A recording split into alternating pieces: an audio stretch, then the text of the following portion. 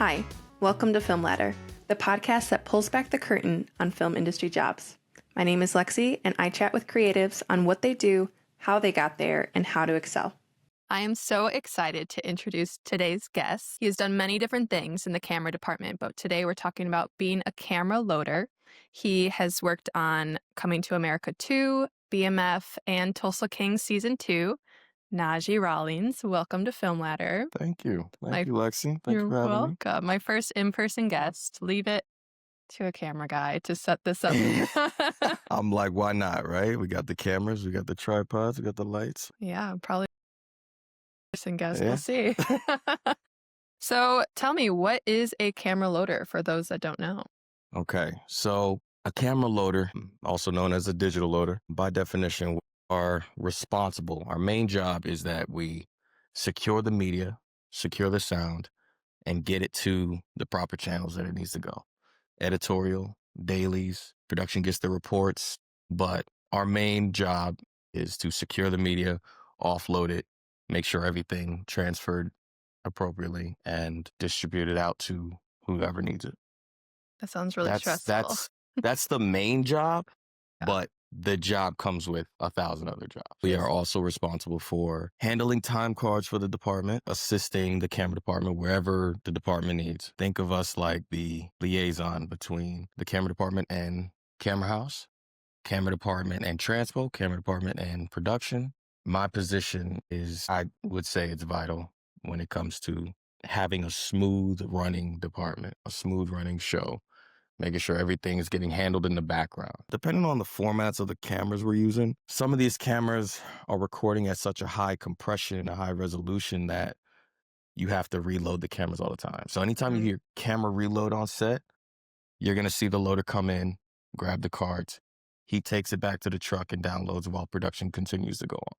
So that is happening throughout the day. These cameras these days and the resolutions we're shooting at and the compressions we're shooting at, we're not having to really do a reload before lunch, but lunch can most of the time be the official break until we come back from lunch. Let's walk it through a day. How involved are you in prep, then bring me into production, and then also wrap?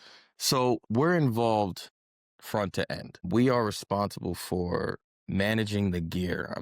I'm in constant communication with the camera houses and what we receive. So at prep, I'm seeing everything that we have. There's times where we spend 4 or 5 days prepping, and then we start the show, and then we swap a bunch of stuff out. We'll swap a whole camera package out sometimes.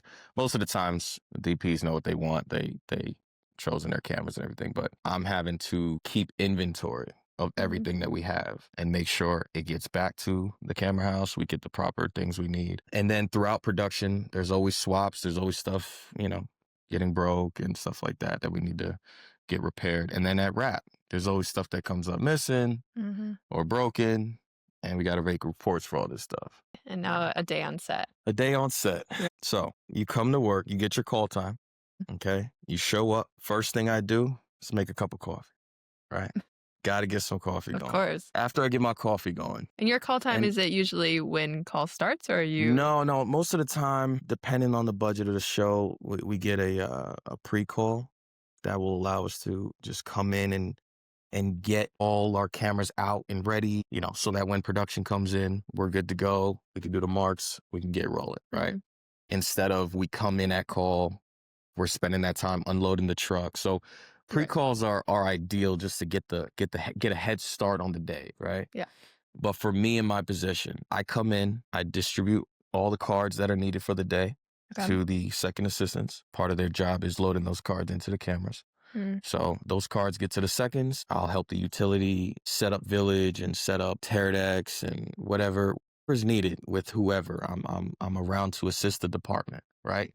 That's kind of my whole first hour of the day. After everybody's situated, I go set my stuff up so that when it's time to reload, it's plug and play. As a loader, the more organized you can be, the better. If you are somebody that is messy and your stuff's all over the place, it's going to be a chaotic job for you. And everybody else is going to see that. They're going to pick up on your messiness. You're going to give yourself a headache trying to do a loader's job. And then throughout the day, when they're calling you for the reload and things like that, that's when you're on set. So are you on set a lot, or are you in the truck? I am on set a lot. I personally, the loader has the most flexible time Mm. on set out of the department. But if I'm not doing a task, if I'm not doing anything that my job tells me to do, I'm on set assisting the other assistants. Okay. So, a camera loader, digital utility, we're all camera assistants, right? Okay. All the way up to the first AC. But just because getting a lens or slating or moving some second carts or whatever is not part of my job title, we're all a team and we all need assistance. So then you have the card and what do you do with it then? Right. So cameras reload. Boom, my time to shine. No, I'm kidding, right? Go time. So right, it's go time. So cameras reload. I come on set. I come grab the cards. For this moment, this is like the most important part. Yeah. Because it's the kahunas of the show, the Yeah. job. Right. I can mess this up right now. Just delete it all. And company just wasted $40,000 an hour, whatever, Okay. No, so get the cards. Most of the time, you have yourself a little Pelican case. You secure these cards because they're only yay big, right? Yeah. Come get the cards. Go back to the truck. Plug these cards in. Ensure that the media is there first of all, and after that, you make sure it's transferring to the proper hard drives. Okay, so Right. this footage needs to get on a hard drive. Yes, a Okay. hard drive that's getting sent over to the Daly's house, and then a backup hard drive that stays on the truck. Some jobs actually want you to have 3 hard drives. So 2 backups on set and then a shuttle that you send out. Okay. Plus the footage remains on the card until editorial confirms that you can clear those cards and reuse them again. How many cards do you have? So that'll depend on the cameras we're using and Okay. how high the compression is, right? Okay. So typically we'll get 20 to 30 cards. Okay. And by the first week or two, I can see after rotating them out, like, all right, we need 5 more cards. We need 10 more cards, something like that. My question is just like, if we're shooting in Atlanta and then this card needs to physically be transported to the editing house, is that in LA? So I send the shuttle. So the cards never go. I don't want to say never. There's been cases where the Daly's house has requested the cards, but that's a rare case. Most of the time, because if we do that, what's the point of my job? Most of the time, I retrieve the cards get offloaded onto multiple hard drives, one which goes off to the Daly's house. Okay. And I send that with Transpo. Transpo just sends a truck or van, whatever. So the Daly's house is usually... The Daly's house is who processes the footage. And they're in the same city. They're usually in the same city. They're in all the major cities, right? So they're going to be in Atlanta. They're going to be in LA, New York, Chicago, Yeah. Vancouver, whatever, I guess that's what I was getting at, because I was like, there's no way our transpo guy is somehow getting this hard drive to Los LA. Angeles. No. Transpo takes it to Daly's. Daly's distributes it to editorial. I just didn't even realize Daily was something so separate from... Yeah. And see, here's the thing. The Dailies now, those people, they're able to render out proxies where the director and DP and whoever, producer, and see the footage the next day. So that's where you see some of the producers looking at the iPads the following day, because the Dailies is processing all of that. They're taking the footage, they're uploading it to software so that, producers can watch it the next day. Meanwhile, editorial is starting the cut. Oh my gosh. How stressful is it for you when it's downloading and when you're like, put it on the hard drives and handing it off? My first job, it was like, well, I'm so used to it now. Just plug and play. Like I said, the best thing for me is just like, I have my whole kit. I have a kit designated for that job, and I don't change it. I don't touch it. It's already set, good to go. I may upgrade it and stuff like that, but yeah, what is in your kit? the best way to be more efficient with what I do is having a fast computer. Have a fast computer, have fast RAM, have fast all that, so that when this footage is exporting or offloading, you're not sitting there for hours because your computer's so freaking slow. Like that's just the worst. Yeah. Do they ask you that in the interview, how fast your RAM is, or no? Do they just expect you to figure it out? It's so funny. I haven't been interviewed for these jobs. Interviews. I don't think ever. It's all word of mouth in your network. It comes through a text. Are you available? And it's like, are you available for the next 8 months? Yep. Right. No interview. Just Right. are you available? But the main thing is the computer, fast computer, card readers, have different type of card readers, printers, supplies. You want to have cables, backup cables, Thunderbolt cables for your So computer and you're stuff bringing like in your own printer? I bring in my own everything, cart, everything. Oh, You want wow. to know why that is? Yeah, why? Box rentals. It's a whole other hustle, right? So can you be a camera loader and not necessarily have a kit? You shouldn't be. Okay. And for anybody who thinks they should, don't. You're robbing yourself. You're robbing everyone. Oh, I'm kidding. But no, you want to have a kit as every position. DP, operators don't really need a kit unless you're a Steadicam on. First ACs, second ACs, loaders, DITs, utilities. You all need a kit. Everybody. Okay. So the idea is that, you just have your whole kit together. A production, this is all my stuff. This is the value. This is what the box rental is. And this is what I'll need for this stuff. Yeah. That's kind of. And then they negotiate, Then usually. it's always a negotiation. Always a negotiation, yeah.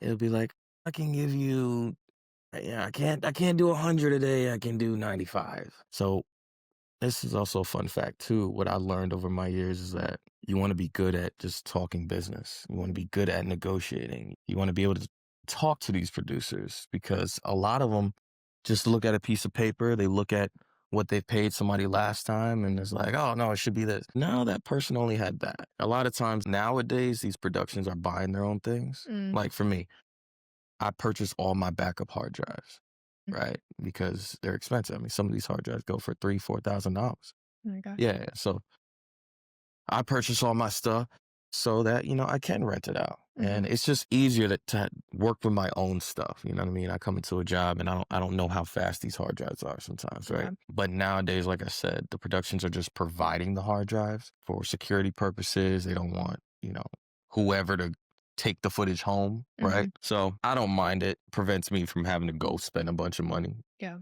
But that's typically the game. And then talk through rap. Rap. That last stretch, that last week of the show.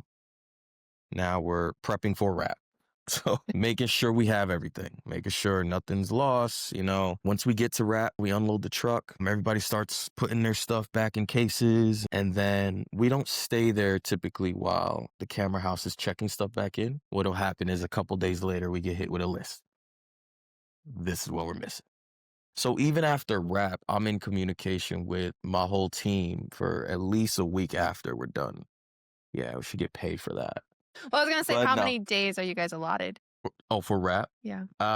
For my position, usually one. One day. Usually It's one, like one or two. No, read most all. of the time it's been two. It's been two. Okay. The A second and the A first, they'll get like the most days. So 3, maybe 4 days rap. But yeah, for my position, typically like 1 to 2 days. 1 to 2 days paid, but then a week later. Yeah, a week later, still picking up phone Yeah. calls. I'm on vacation already, still having to answer, Right, whatever it Like, is. where's this? Where's that? Yeah. Is there any misconceptions with the role of a camera loader? Absolutely. I'd say the biggest ones are that we just sit on the truck and do nothing. Like, it can look like that because we're not required to be on set. Like, you don't see us. We're not the seconds. We're not the utilities. Yeah. You don't always see us on set running around. We're, like I said, in the background getting stuff done. So And who's the person that is the one bringing you on to the job? most of the time it's been the A first. The A first is kind of our boss, if you will. It's the person who gets hired by either production or the DP or whatever, maybe the producer, whatever. And then that person will hire the whole department. I want to know, what was your first in the industry? So 2016, I had just graduated college from the Art Institute of Atlanta, and I was freelancing around doing weddings and just kind of just being on my hustle, right? I was shooting my music videos, getting my company started, and I was trying to secure a camera operating job on set. Like, I didn't know anything about the union at all. My school did not talk about this. So then I hit up my aunt cousin. She's really my cousin, but call her my aunt. I called her up. She was working on Chicago Fire. She was a key accountant. And I said, hey, is there any openings? Like, what can I do? And she's like, well, all the shows in Chicago, they film around, but the offices are all in one building. She's like, send me your resume and let me pass it around to all the shows filming. So that's Chicago Fire, Chicago Med, Chicago PD, Chicago Justice was starting up. Shameless. There was a couple movies going on. July 2016, I get the call for Chicago Justice. They're like, hey, you want to come do this? I was like, yeah. But they're like, all right, well, you got to come up here. It's like, yeah, cool, done. So I packed up my car. I shipped my car. For what role, though? What did they offer you? To be a camera PA. Okay. So, I couldn't do a union position because I'm not in the union. Right. So a camera PA allowed me to work with the department, but as a production assistant. Right. That was hands down the hardest job I've ever done. Really? To this day. Why? To this day. The cold, the hazing. Didn't you say July? I did this job from August to March. Okay. I was out there for the whole winter in Chicago. Yeah. It's brutal. Brutal. Oh, yeah. Brutal. I'm a Chicago native. Icicles coming from my hair. It was crazy. When people tell me that they love Chicago, I go in the wintertime. I love Chicago. And you won't want to move there. If it didn't get as cold as it got, I would have stayed up there. I remember our first day on set, and I'm like, when are we going home? It's like 4 hours in. I'm like, when are we going home? I had no idea that the hours were what they were. No. I mean, I got broke all the way in. It was something. What was your reaction when they said 12-hour day? What? I was like, oh, this is real. And then at the time, I was fresh meat. Yeah. I didn't know the lingo. I had my walkie in the front. There's a format on set, right? There's lingo, there's a format, there's sarcasm, and if you're not hip to it, you're green. You're just fresh, and it shows immediately. You made it. You didn't get fired. So that's good. Even as I had anxiety too on my first set, which is where we met, Jerry March Large, and I was so worried about people knowing I was green. But I did the same thing as you of just, you learn really quickly, right? Of like, what is a green thing to do? What is a green thing to do? You're like, oh, their reaction to that. Not going to do that again. Right? You said you came back. So how did you get from that job to being a camera loader? Fun fact, before I answer that, the first month in, I almost quit and came back home. First day after saying 4 hours? But I'm going to tell you this. It wasn't the hours. Okay. It wasn't the pay, right? I'm getting paid as a camera. Yeah. It was the hazing. Hazing? What did they haze you with? I couldn't believe it. And I hope he sees this. I do. I hope you see this. You know who you are. I'm not going to say your name. This guy, he's the digital utility. This guy made sure I looked crazy. The digital utility? Yes. He's making 3 times more than me and just setting me up to fail. I'm like, bro, I'm not here to take your job, bro. I'm just trying to learn. I'll never forget it. But you know what? It broke me in. Because now, I had the operator tell me, once you learn people, you'll do fine in this business. Because you're dealing with so many different personalities. When you get on a job and you're meeting everybody, you're having to work with these people all day, every day, till the job's over, which is whatever, 4 or 5 months, 6 months, 7 months sometimes. Learn personalities and understand that don't take everything personal. People come with their baggage and they bring it everywhere. So, but you got to be self-aware enough to be able to manage that. So yeah, that job, I almost quit, but I didn't. I stayed, and then that guy ended up getting in trouble for hazing other people, right? So oh gosh, it all just worked out. I just had to channel my energy elsewhere. Yeah. Can you explain real quick what a general ladder up of the camera department is? Yeah. So you got camera PA if you got one, digital utility, the loader, DIT, if there is one, second AC, first AC, camera operator, DP. Okay. So yeah, walk me through though. What was your career journey from that job to where you are now? After I got back to Atlanta, I joined the union immediately. I just knew that I wanted to do this. I wanted to climb the ladder and make money. I wanted to do this, right? I love camera operating. It's what I do in my business. So it wasn't until August that I actually got my first gig, because when I got back here, I realized I don't have any union connections down here. I didn't have anybody. My connection was my cousin in Chicago. So I made connections in Chicago, but I had none down here. And you didn't want to stay up there? And I did not want to stay up there. No, my family was here, and I really had no intentions of staying up there. Yeah. It was to do that job and come back. So I was going to union picnics, calling the union office, just doing things, trying to make some connections, just meet people, right? Get my first day. Finally, August hits. I get my first call. It was my brother, Dwayne Green. He calls me. Hey, I think he thought I was Najee. Well, I'm sorry. It was actually Brajean that called me, but Dwayne was the one that told him to call me. They thought I was a girl looking at my name. They thought it was Najee. I was like, no, it's Najee. They're like, oh, okay, well, we need an additional utility, blah, blah, blah. Cool. I come and do it. Now I'm on this show. It's my first day. Da-da-da. I didn't realize I was still green. I'm like, after all that in Chicago, there was just things done differently down here. Adapted very quickly. This show, it was called Valor. This specific team, this was a very busy time in Atlanta. For the run of this show, they had me in as an additional utility, a loader, a second, a freaking A7S tech. Oh my gosh. I'm doing everything. I'm like, this is crazy. Like, it was great. Yeah. Like, I was a full-time day player. They thought I was a part of the show. Like, I was a full-time day player. And it was dope, though. It was dope. This was my foot in. I'm like, now I'm making connections in Atlanta. And I met a lot of people on that job. Next thing you know, I'm getting a call to load mile 22 on second unit. I'm like, cool. What do I need? I'm like, this is my first loader gig now. Yeah. And I'm like, I just came on as an additional utility, but I'll take it. I'm like, Mark Wahlberg, let's do it. Yeah. I buy all the stuff that I need. I get on this job and I effed it all up. No. This job, I learned a lot on this one as well, because now I'm doing a loader's position. Now I'm learning what they actually do and have to do and what they're responsible for. I can laugh now because I think back to all the things that I did. I'm like, I even asked the guy, I'm like, how did you find me? I just got here. Yeah. You know what I mean? He's like, I don't know. Somebody gave me your name. I'm like, okay, let's do it. Whatever. You're like, I actually don't know what I'm doing. Yeah, I'm like, I actually don't know what I'm doing. The DIT helped me out a lot at doing the time cards, because back then you had to do them manually. The Excel spreadsheet. Nowadays, it's all digital. It's easy. Punching the numbers. It's way easier now. But back then, I messed it all up.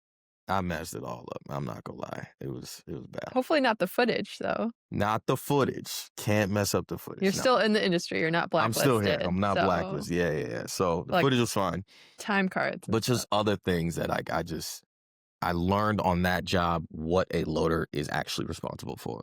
When I was just day playing on Valor as a loader, everything's already set. And I'm just, I didn't have to do anything extra. So every job I've learned something that has now made me a seasoned loader. So that's how it is. I mean, it takes experience. Like, you don't just come on set and just think you know how it's all gonna go. Yeah.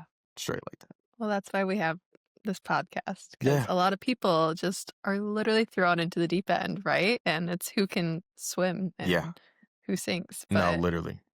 Yeah. But yeah, just to finish that question, after mile 22, now I'm settled. I'm like, let me utility for a while. Let me just get my ropes in. So it just went on from there. It was just job to job to job. Did Greenleaf. I did Step Up season 2. Just a lot of jobs. It was just rolling from there. So definitely grateful for that, because Valor, the crew on Valor, Mary, Dwayne, they all just gave me a chance, and it just took off from there. So your network just keeps growing, and then your number gets passed around. Right, exactly.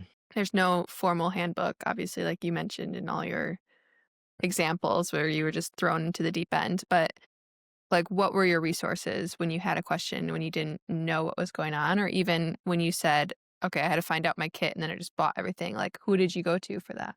So previous loaders, other loaders. Off of Valor, it was my bro Dwayne. I just said, hey, what do I need for this gig? And he told me everything, and so I just purchased everything. I just saved up a purchase, and then he let me know, production will pay you a kit rental for you bringing your stuff. So I was like, all right, great. I'll just buy the stuff and then get paid for it. But yeah, any questions I have, other loaders were very welcoming and willing to answer any questions I had. Experienced people are going to be your best bet, because most likely they have gone through whatever situation or question you may have. Yeah. So I guess good advice for people who want to work their way up when they're a camera PA or when they're a digital utility, gaining that knowledge and almost asking. Yeah. There is no handbook.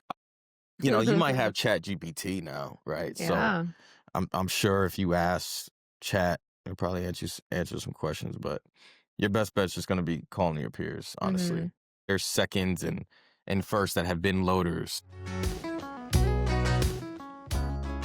What are different personality traits that fit the role of a camera loader? That was a great question. First of all, you want to be personable. You want to be able to get along with people. being the liaison for the department, I have to talk to everyone. I can't come in with a bad attitude because then they'll talk about me behind my back. And next thing you know, I'm out of there. I can't be Mr. Grumpy because something happened at home. Like, you can't bring that there because you have to be a people person. I have to talk to people every day about their own situation. I'm handling everybody's time cards. I'm handling everybody's issues. I'm the ear for their drama. They come on the truck and blah, blah, blah, blah, blah, blah. So you want to be personable. You want to be clean. You want to be organized. That's a big one. You want to be organized. If that truck is a mess, it's not a good look. You want to be organized. Have everything just labeled, structured, so that, for your kid, it's plug and play. For supplies on the truck, it's easy to find. You want to be quick. You want to be proactive. And I would say this for all the positions in the camera department. You want to be proactive where you're thinking ahead of the other assistants and really think ahead for everybody. You want to be swift. The faster you can move and get something done, the better. Give us a hard truth about the job. I have a thought. Let me hear it. I mean, you guys are like the last ones on set, it seems. Like, Yeah, you're close staying. to it. Yeah, close to it. It can be like that. And that's because we're having to, we have to secure that media. We have to make sure that media has offloaded and is going to the dailies. If it doesn't go to the dailies and the dailies can't get it to editorial, now they're backing up the edit. Like, it all trickles down, right? So we just wrapped at 6 a.m. and you got 4 cards you got to offload, and you might not get home till 9 o'clock, So sometimes that happens, and you got to do it. There's nobody else to do it. There's nobody else to do it. You got to do it.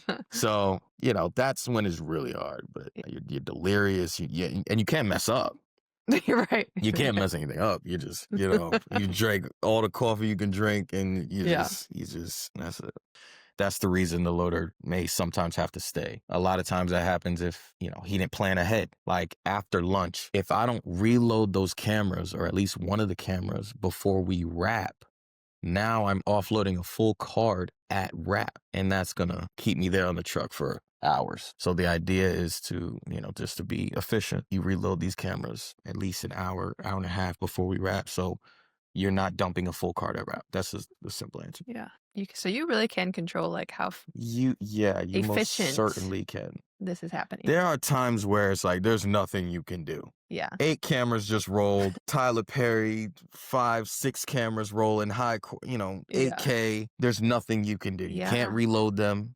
They're all rolling at the same time. Right. And you're just, Tyler Perry projects were just like, I'm like, this all day. You're just downloading all day because he doesn't cut. Right. He doesn't cut. So if he doesn't cut, I can't reload them. He doesn't cut at all. He does not cut. He will fill up a whole card. Just, let's go again. He moves fast though. He's just like, he's like, got it. There's no time to cut. He doesn't like how long it takes to reset something. So it's like, all right, action.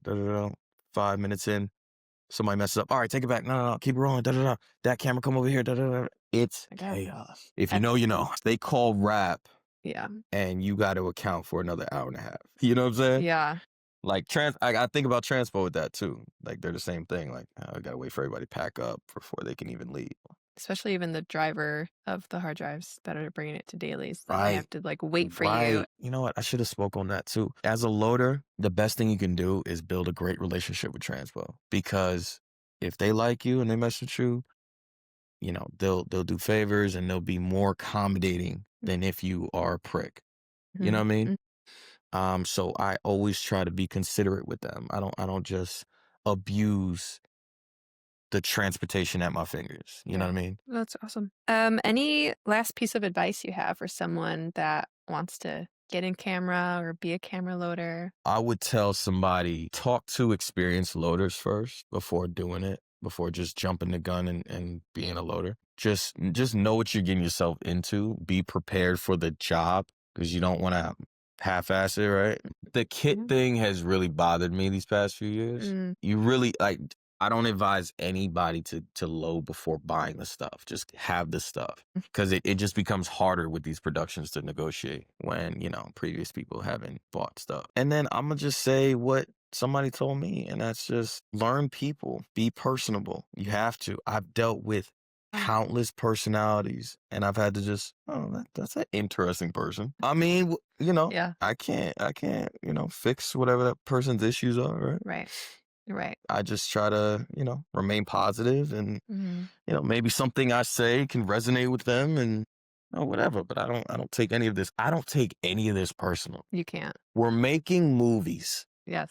And TV shows. Yeah. There's nothing to cry about. It's not rocket science. It's not rocket science. It's not open brain surgery. No. We're making entertainment. Everybody calm their egos down. It's all good. The most memorable day on set, like what comes to mind when I say that? Right now, off the top of my head, I can think of when we did the Junebug challenge on BMF. This was a viral dance that was going on. Okay. It was Dwayne. Dwayne came up with the idea. He's like, oh, we should do this dance with the cast and crew. I got on it immediately. I'm like, let's do it. Like, this was going viral. Nobody knew the show was coming out. So it was perfect. I go around, I get the cast, the crew, everybody to do this dance. I wish now I had them take off the mask. But anyway, I put together this whole viral video. I get it to the producer. The producer gets it to 50 Cent. 50 Cent posted on his Instagram. Oh my God. Blew up. Yeah. It was so dope. So I think I remember this actually. Yeah. That was really fun. That was really fun. Oh, because we were just all in it, and something. 50 Cent did not tag me. I told him to tag me. Disrespectful. Right? It's fine. Yeah, it's cool. He knows who shot it. I mean, that's the name of our game. That you just take credit for everything. Right. That's what celebrities. I actually typed up a whole caption for him. Oh, and I was like, sweet guy. Here you go. Tagging everybody, He was like, and then he goes and does it his own. I'm like, it's all good. I'm not surprised. I want to know, do you have a memorable moment where you were camera loading? Maybe it was the first show you did and like all hell was breaking loose. How did you work through that? That's a good question. Hell breaks loose a lot. It's how I manage it. Like, I can't think of a specific day. Have you ever, though, like, say it was the end of the day and you were like, oh my gosh, I think I'm going to be here for several hours? Oh, yeah. How do you tell the transpo driver or whatnot, or this person that, hey, it's I let him know. Like, Joe, it's bad. Rob, whatever his name is, it's bad. Okay. And he knows what that means. Like, all right, transpos, they're cool. Man. Yeah. They're with it all. They getting paid, whatever, $500 an hour. You know what I'm saying? They're getting paid. I would say probably on the Tyler Perry gigs. That was like every day. Because it's just literally 6 cameras going at all. What would your turnaround be, though? Would you have to be back? Yeah, on set? Sometimes I run into turnaround issues and they still bring me in and just pay me that time. Wow. It's just what it is. Well, thank you so much, Najee, for coming on the podcast. Absolutely. I learned a lot, and it'll be very helpful for people. Lex, thank you so much for having me. I appreciate it. Shout out to the Film Ladder. Go check it out. Like, subscribe, all the things, and follow. We're here. You heard it here. Thanks for listening to Film Ladder. I hope this episode brought you one step closer to understanding the many paths through the film industry. If you like this episode, consider subscribing, leaving a review, or sharing with someone else also navigating their next step. Until then, keep climbing.